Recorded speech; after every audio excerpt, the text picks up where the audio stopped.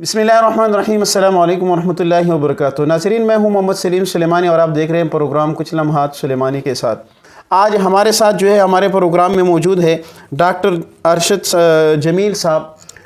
22 साल ओमान के अंदर जो है वो रहे, वह बड़े खिदमात इन्होंने सर अंजाम दिए, अपनी फील्ड में बड़ी महारत रखते हैं। आज उनके साथ इस मौजू पर गुफ्तगू करना चाहते हैं कि रमज़ान का तो अमाल से ताल्लुक़ है ही है, हुक्म है इस्लाम का। रमज़ान और रोज़ा रखने से हमारे जिस्म पर क्या असरात पड़ते हैं, क्या फ़वाइद है, और अगर नुकसानात है तो क्या नुकसानात है, तो क्या रोज़ा रखने से जिस्मानी तौर पर जो है हमें फ़वाइद मिलते हैं या नहीं, बात करते हैं डॉक्टर अरशद जमील साहब। डॉक्टर साहब, बहुत शुक्रिया टाइम देने के लिए।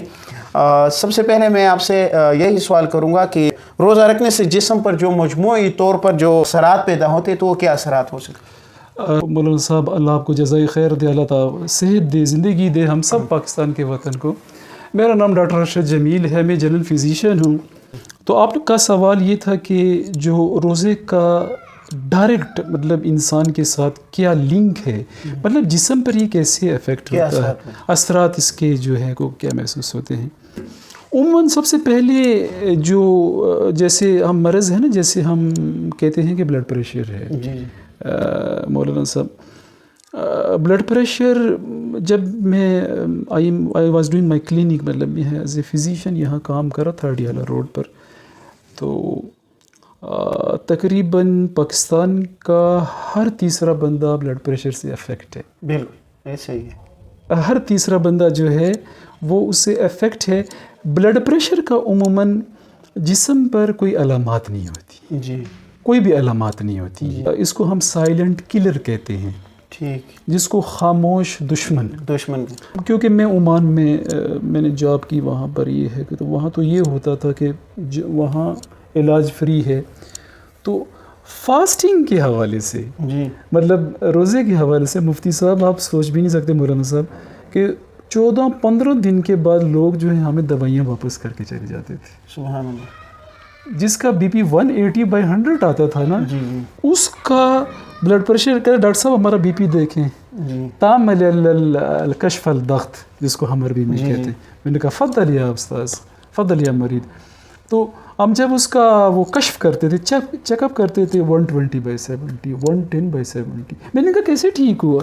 कहते हैं रमज़ान की वजह से। सुभान अल्लाह। तो इसमें सबसे पहले ये होती है कि अल्लाह ताला की बरकत है इंसान पर। एक तो ये है कि परहेज़ करता है इंसान, तकरीबन 14 से 15 घंटे तक वो कुछ खाता नहीं है, जिसमें प्रोटीन्स हैं। प्रोटीन बहुत ज़्यादा असर करती है जिस्म पर, और निमकियात का असर होता है, और स्ट्रेस नहीं इंसान ले सकता, स्ट्रेस नहीं लेता, रिलैक्स रहता। जैसे मैं हूँ, यकीन करें मैं आई एम वेरी रिलैक्स, के मतलब है या नहीं है, कुछ भी था।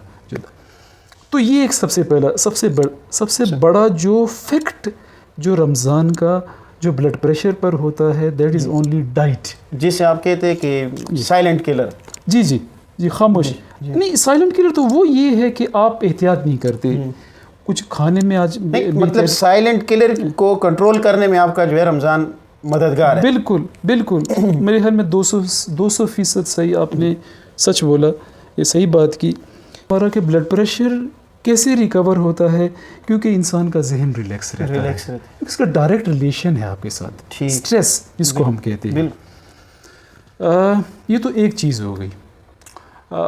मौलाना साहब, अल्लाह आपको जज़ाए खैर। दूसरी जो सबसे ख़तरनाक जो बीमारी जिसको हम कह सकते हैं, जिसको हम आम ज़ुबान में अफसरदगी कहते हैं, उर्दू ज़ुबान में, जिसको हम इंग्लिश में डिप्रेशन भी कह सकते हैं।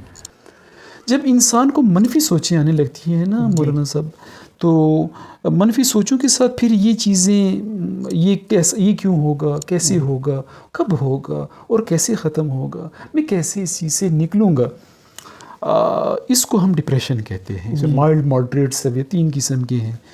उमूमन जो फास्ट है, जो रमज़ान है, ये डायरेक्ट आपके जिस्म पर असर करता है, और मनफी चीज़ों को, जो नेगेटिव चीज़ें हैं आपके जिस्म में, मसलन कोई भी ऐसी मनफी एनर्जी आ रही है, उसको बाहर निकालता है, ठीक, उसको बाहर फेंकता है ये चीज़, ठीक। और फास्टिंग में ये होता है क्योंकि उमूमन हमने कुछ खाया नहीं होता, और जो आपकी جسم کے سیلز ہیں، مطلب جو ہم پیٹ جس کا نکل جاتا ہے، جو جس کو ہم عام زبان میں کہتے ہیں جی بندہ بڑا صحت مند ہے. جی کبھی اس بات کے دو مقصد ہوتے ہیں نا، کبھی عکس کے لیے بولا جاتا ہے کہ یار تو مولانا صاحب وہ کہتے ہیں کہ پیٹ نکل گیا جی جناب بڑا صحت مند ہے جی، وہ مطلب یہ تو ماشاءاللہ بڑا وہ طاقتور بندہ ہے اور بڑا چست ہے اور یہ وغیرہ. اصل اس میں نہیں ہوتی چستی. آپ فاسٹنگ اس کو کم کر کے جو آپ کے سیل، جو چربی آپ کی گلتی ہے نا، تو وہ آپ کے سیلز میں جمع ہوتی ہے، آپ کے بلڈ میں جمع ہوتی ہے. آپ کو ایون جو ہے کھانا کھانے کی بھی اتنی ضرورت نہیں پڑتی ہے. صحابہ کی زندگی کا بھی جب ہم مطالعہ کرتے ہیں، رسول اللہ علیہ وسلم کے پاس ایک باہر کے ایک بادشاہ نے اپنا ایک طبیب بھیجا کہ آپ جائیں اور مدینہ میں رہیں، اور رسول اللہ علیہ وسلم کو بطور ہدیہ بھیجے کہ وہاں کے لوگ علاج کریں گے. جی جی جی. وہ کچھ عرصہ بعد آپ وسلم کے پاس آتے ہیں کہ یا رسول اللہ میں تو آیا ہوں خدمت کے لیے، کوئی میرے پاس علاج کے لیے نہیں آ رہا. تو انہوں نے کہا کہ یہ کیا وجہ ہے؟ انہوں نے کہا کہ وجہ یہ ہے کہ میرے صحابہ تب تک کھاتے نہیں جب تک ان کو بھوک نہیں لگی ہوتی، اور ابھی بھوک باقی ہوتی ہے کہ چھوڑ دیتے ہیں کھانا، انہیں پیٹ بھر کر کھاتے نہیں. تو انہوں نے کہا یہی وجہ ہے کہ وہ بیمار نہیں ہوتے. اچھا ڈاکٹر صاحب، جی اس میں ایک اور سوال ساتھ ساتھ ایڈ کریں کہ عموماً ہم دیکھتے ہیں نا کہ لوگ تھوڑے سے، جیسے آپ نے تھوڑی دیر پہلے مذاق کے طور پر کہا کہ کہہ دیتے ہیں کہ بھائی پیٹ بڑھ گیا تو کہتے صحت مند ہو گیا، حالانکہ وہ صحت مند نہیں ہوتا. تو لوگ اکثر اپنا جو ہے وہ موٹاپے کے وجہ سے جو ہے پریشان ہو جاتے ہیں یا وہ ہو جاتے ہیں. تو کیا رمضان کے مہینے کا، اور وہ لوگ اس کے لیے ڈائٹنگ شروع کر دیتے ہیں کہ یار یہ ڈائٹ کرتے ہیں، فلاں دن میں نہیں کھائیں گے، ایک ٹائم کھائیں گے، تو کیا ڈائٹ کرنے والا بندہ اس کے لیے روزہ بیسٹ آپشن نہیں ہے؟ بہترین. آپ نے میرے خیال میں جس کو ہم کہتے ہیں کہ سب سے بہترین سوال جو آپ نے کیا، جو اور اس کا جواب بھی آپ نے خود دے دیا. اور بالکل، بلکہ 200% یہ بات صحیح ہے جی 200% بات جی کہ جو انسان فاسٹنگ کرتا ہے، 30 دن کے روزے رکھتا ہے، وہ آٹومیٹیکلی سلیم ہو جاتا ہے. صرف سلیم نہیں، بہت سارے جسمانی امراض ہیں جو آٹومیٹیکلی آپ کے اپنی لائن پر آنے لگتے ہیں. جی بعض لوگ سنا ہے کہ بھئی وہ گولیاں کھاتے ہیں کہ نیند آ جائے، تو روزے کا اس پر بھی کوئی اثر پڑتا ہے؟ بالکل بالکل، یہ بھی آپ کی تقریباً 100% صحیح بات ہے مولانا صاحب کہ عموماً ہم جو ہے نیند نہ آنے کو عربی زبان میں ارق کہتے ہیں، اور اردو میں ہم نیند نہ آنا اور انگلش میں انسومنیا کہتے ہیں. بالکل، روزہ جو ہے یہ بہت انتہائی مستفید ہے، انتہائی مستفید ہے یہ نیند کے لیے. اب یہ ہے کہ جیسے میری مثال ہے، میں پہلے عام دنوں میں جو ہے وہ چائے پی لیتا تھا 9 بجے، مجھے پوری رات جاگتا رہتا تھا. آج کل میں تراویح کے بعد آ کے چائے پیتا ہوں، ایک کپ بڑا، کھانا بھی کھا لیتا ہوں، کچھ نہیں ہوتا. اچھا، یہ شوگر کے مریض آپ جاتے ہیں، کولیسٹرول، یہ جیسے آف دا کیمرہ ہم بات کریں تو آپ نے کہا کہ یہ 3 چیزیں ہیں کہ جو بہن بھائی ایک آتے تو دوسرے کو بلا دیتے ہیں. تو روزے سے شوگر لیول، بلڈ پریشر کی تو آپ نے شروع میں بات کی، بلڈ پریشر، کولیسٹرول ریکور کا، یہ جو ڈپریشن ہے ریکور. جی تو یہ کولیسٹرول ہو گیا یا شوگر لیول ہو گیا، تو کیا روزے سے یہ بھی اس پر بھی اثرات پڑتے ہیں؟ بالکل مولانا صاحب، بالکل، جزاکم اللہ خیر. آپ نے بہت اہم سوال کیا، اور یہ بہت ہی اہم. میں نے آپ کو پرسنٹیج بتائی تھی. دوسرا بندہ ہمارے کمیونٹی میں، جو پاکستان کی کمیونٹی ڈپریشن کا شکار ہے. فرسٹ جو ہے ڈیابیٹیز ہے، ٹھیک. تیسرا بندہ ہائپر ٹینشن جس کو ہم بلڈ پریشر کہتے ہیں. چوتھا بندہ جو ہے وہ ہائپر لپیڈیمیا جس کو ہم کولیسٹرول کہتے ہیں. یہ 4 چیزیں ہیں. جی مولانا صاحب، انسان جب فاسٹ کرتا ہے نا، انسولین ڈیپینڈنٹ، ایک تو انسولین ڈیپینڈنٹ ہے جس میں ہم انسولین لگاتے ہیں. انسولین میں یہ ہوتا ہے کہ انسولین والوں کو ہم ریکمینڈ نہیں کرتے روزہ کہ آپ کا شوگر اچانک ڈراپ ہو گیا تو پھر جو ہے کہیں گر گئے تو کیا ہوگا. لیکن یہ جو ٹائپ 2 ڈیابیٹیز میں، اس میں ہم کہتے ہیں آپ لازمی روزہ رکھیں، یہ آپ کے روزہ آپ کا شوگر جو ہے نارمل کر دے گا. اس میں کیا ہوتا ہے مولانا صاحب، جتنی آپ 5-6 چیزوں سے پرہیز کریں گے نا، سٹریس، یہ کاربوہائیڈریٹس، میٹھی چیزیں، چلنا پھرنا کریں گے آپ کا، تو آپ کا پنکریاس جو لبلبا ہے وہ نارمل فنکشن کرنے لگے گا. تو یہ روزے کا سب سے بڑا فائدہ ہے. اچھا جی ڈاکٹر صاحب، جو آتے ہیں آخری بات کی طرف، بات کو سمجھتے ہیں کہ یہ کسی بھی ایسا کون سا غذا ہے، مثلاً اب ہم پروگرام کر رہے ہیں تو کسی ایک مریض کو لے کر ہم نہیں کہہ سکتے کہ بھائی فلاں مریض فلاں چیز استعمال کرے. اگر ہم مجموعی طور پر دیکھیں کہ ہر شخص کون سی ایسی غذا سحری اور افطاری میں استعمال کرے کہ جو مطلب اس کی روزہ بھی بہتر رہے اور اس کی صحت جو ہے اس پر بھی اثرات اچھے پڑے. میرے خیال میں مولانا صاحب سبزیوں کا استعمال بہت زیادہ ضروری ہے. ٹھیک. سبزیوں کا استعمال جو ہے انتہائی مفید ہے ہر چیز میں. روٹی کا استعمال کر سکتے ہیں، کاربوہائیڈریٹ ہے وہ، لیکن یہ ہے کہ آپ کر سکتے ہیں. باقی یہ ہے کہ میٹھی چیزوں سے پرہیز کریں. آپ سبزیاں جس میں ساگ ہے، جو بھی ہے، آلو تھوڑے کھا سکتے ہیں آپ، یہ وغیرہ. اور یہ ہے کہ تھوڑا سا چہلنا، جس میں میرے خیال میں آپ زیادہ سمجھتے ہیں مجھ سے، سب سے بڑی چیز جو ہے عبادات ہیں، جس میں سب سے بڑی چیز ہے تراویح. تراویح میں آپ کی بہترین ایکسرسائز ہوتی ہے. مطلب یہ ہے کہ رمضان میں جو ایک بندہ ہے وہ عام دنوں میں ایکسرسائز کرتا ہے، وہ کرتے ہیں چل قدمی کرنے کے بعد اگر ایک بندہ تراویح پڑھتا ہے تو اس کا ایکسرسائز مکمل. میرے خیال میں مولانا صاحب اس بات کی طرف میں آنا چاہتا تھا تو وہ آپ نے خود ہی بتا دی کہ ایون کہ آپ جو ہیں میرے خیال میں آپ ایکسرسائز بھی نہ کریں، آپ جو ہیں سمپل عبادات کرتے رہیں اور فاسٹنگ کرتے رہیں.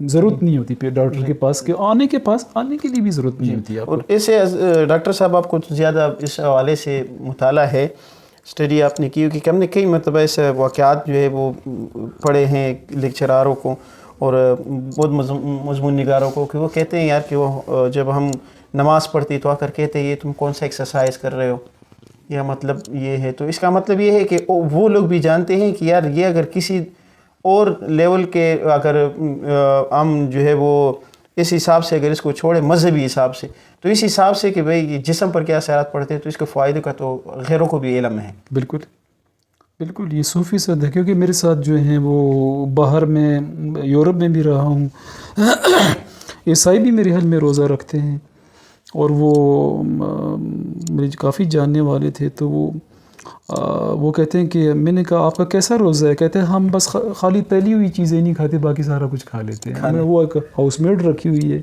وہ کرسچن ہے، وہ پانی بھی نہیں پیتی، کہتے ہیں میرا بھی روزہ ہے. بالکل ان کو اس چیز کا علم ہے مولانا صاحب کے روزہ ایک جو ہے بہت بڑی نعمت ہے. یہ اکثر ہمارے پاس جو مسائل پوچھنے آتے ہیں تو لوگ کہتے ہیں کہ ڈاکٹر صاحب نے کہہ دیا کہ بھئی آپ روزہ نہ رکھیں، تو ہم تو آگے سے جو ہے وہ فقہی حساب سے آپ ان کو کہتے ہیں کہ بھئی کہ آپ کس درجے کے مریض ہے اور ڈاکٹر کس درجے کا ڈاکٹر تھا.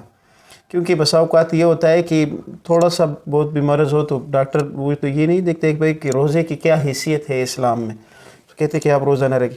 تو آپ کے حساب سے کس درجے کا جو ہے مریض ہوتا ہے کہ اس کے لیے جو ہے روزہ رکھنا جو ہے پھر نقصان دہ ہو جاتا ہے؟ ایک تو یہ ہے کہ 2-3 چیزیں ہیں اس میں میرے خیال میں مولانا صاحب. ایک تو بہت ہی ہائی بلڈ پریشر جیسے ہوتا ہے، سب سے پہلے یہ چیز، اگر بلڈ پریشر کسی وجہ سے کنٹرول نہیں ہو رہا ہے تو یہ ہے کہ کوئی ایسی چیز کھا رہا ہے جو ڈاکٹر نے اس کو ریکمینڈ دی. میں زیادہ فزیشین ہوں، کارڈیالوجسٹ زیادہ تر یہ دوائیاں ریکمینڈ کرتے ہیں، تو زیادہ تر وہ چیزیں جو منع نہیں کرنی چاہیے عام فزیشینز کو کہ بھائی آپ روزہ رکھیں، اس روزے سے آپ کا بلڈ پریشر شاید کنٹرول ہو جائے، یہ نہیں کہنا چاہیے. کوئی ایسی دوائی کھا رہا ہے، آپ نے منع کر دیا اس کو اور اچانک اس کا بلڈ پریشر شوٹ ہو گیا اور اس کو برین ہیمریج بھی ہو سکتا ہے. بلڈ پریشر جب آپ کا مالیگننٹ ہو جاتا ہے، بلڈ پریشر آپ کا بہت ہائی ہو جاتا ہے تو وہ سٹروک میں جانے کا خطرہ ہوتا ہے. تو نرو کو ڈیڈ کر لیتا ہے، یا تو آپ کا رائٹ سائڈ مار لے گا یا لیفٹ سائڈ یا کچھ اور چیز. تو یہ ہے کہ کوشش کرنی چاہیے کہ لوگوں کو گائیڈ کرنا چاہیے ان چیزوں میں کہ بلڈ پریشر آپ کا نارمل ہے 180/100 ہے، 170/100 ہے، آپ کا فاسٹنگ سے یہ نارمل آ سکتا ہے. اباؤ 200 جائے یا اباؤ بہت مالیگننٹ ہے، اس کو نہیں ریکمینڈ میرے خیال میں نہیں. دوسری چیز یہ ہے کہ انسولین ڈیپینڈنٹ جو ہے، جیسے میں نے کہا کہ جو لوگ انسولین لیتے ہیں، نہیں جو انسولین لیتے ہیں، ٹھیک ہو گیا، وہ یہ ہوتا ہے کہ کچھ نہ کھانے کی وجہ سے ہائپوگلیسیمیا ہو سکتا ہے، جس کو ہم کہتے ہیں کہ بلڈ شوگر کا لو ہو جانا. وہ بھی جو ہے انسان جو ہے وہ سٹروک میں جا سکتا ہے، کچھ اور مسئلہ ہو سکتا ہے، اس کو انکانشیس ہو سکتا ہے. تو یہ 2-3 چیزیں ہیں. باقی جیسے ڈپریشن ہے، جیسے میں نے آپ کو بتایا، یہ بہت ہی زیادہ مستفید ہے اس کے لیے. ٹھیک ہے، روزہ رکھنا. جی ہاں، یہ جو جس کو ہم افسردگی کہتے ہیں، جو پریشانی کرتے ہیں، تو یہ تو میرے خیال میں باقی جو ہے چیزوں میں تو ہے، روزہ ہر مرض میں مولانا مفید ثابت جی ہوتا ہے. ہر مرض میں، بلکہ آپ کہہ سکتے ہیں کہ روزہ انسان کو ٹھیک کر سکتا ہے میرے خیال میں. بہت شکریہ ڈاکٹر صاحب. ناظرین، آپ حضرات نے ڈاکٹر صاحب کی بہترین گفتگو سنی کہ روزے کا انسانی جسم پر کیا اثرات ہوتے ہیں. ساتھ ساتھ انہوں نے بیماریاں بھی بتائی اور ان سے اس کا علاج بھی بتایا. اور انشاءاللہ تعالی رمضان کے بعد بھی ہماری کوشش ہوگی کہ ڈاکٹر ارشد جمیل صاحب کے ساتھ ہم جائیں اور آپ حضرات کے لیے اس موضوعات پر کہ جن کو ضرورت ہو، ایسی بیماریوں پر ہم گفتگو کریں کہ جن کا مطلب میڈیکل اور جو ہے وہ میڈیکل اور ساتھ اسلام، یہاں یہ چیزیں دونوں ساتھ ملا کر جو ہے اس کا کیسے علاج کیا جا سکتا ہے، اس حوالے سے ان سے پھر گفتگو کریں گے. تب تک کے لیے ہمیں اجازت دیجیے گا. اللہ حافظ.